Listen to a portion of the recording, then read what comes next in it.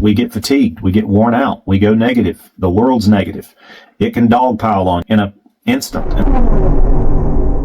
43, here to practice keeping my word. I've got 4 non-negotiables I'm committed to keeping on a daily basis. Those are workouts, tracking macros, Bible reading and prayer, and a meditative practice. I've got a 4-tier rating system to track those habits. If I do all 4, I'm fully forged. 3 out of 4, I'm tempered. 2 out of 4, I'm in the fire. 1 or less, I'm raw iron. I'm not what I could be.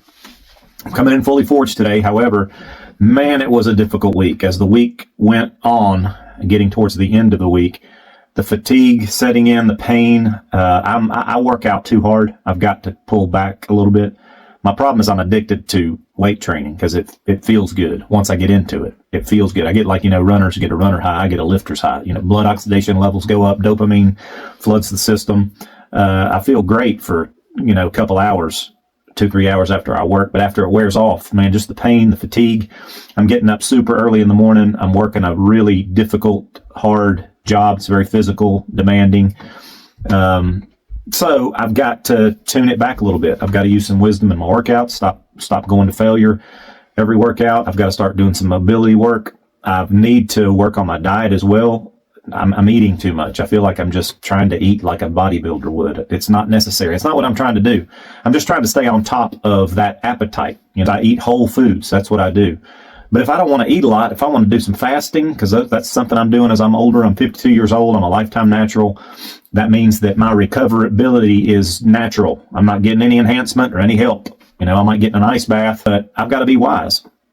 And it was difficult. The end of the week, man, I went dark. Talked about it last video, but it continued the next day and got even worse. And you got to be prepared for that. Of course, that's what the whole metaphor of in the fire is all about, because life is like that. We get fatigued. We get worn out. We go negative. The world's negative. It can dogpile on you in an instant. And so we want to be preparing ourselves for those days by having a play to run that we just do kind of mindlessly without thinking about it. We're just doing it. We're settled on these things. That's what stabilizes things. And then that quote, Viktor Frankl's book, everything can be taken from a man except who he chooses to be in suffering or under pressure. Man, that was ringing true to me because you get to choose. I was like, golly, I get to choose who I'm going to be right here, right now. Doesn't matter how I feel. Feelings lie. They lie. You can't trust them. You've got to trust truth. That's why we get into the Bible. It tells you the truth about who you are. You can act on that truth.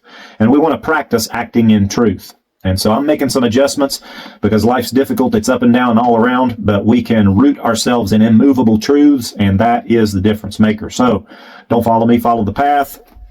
Stay in the fire and be transformed. I'll see you tomorrow.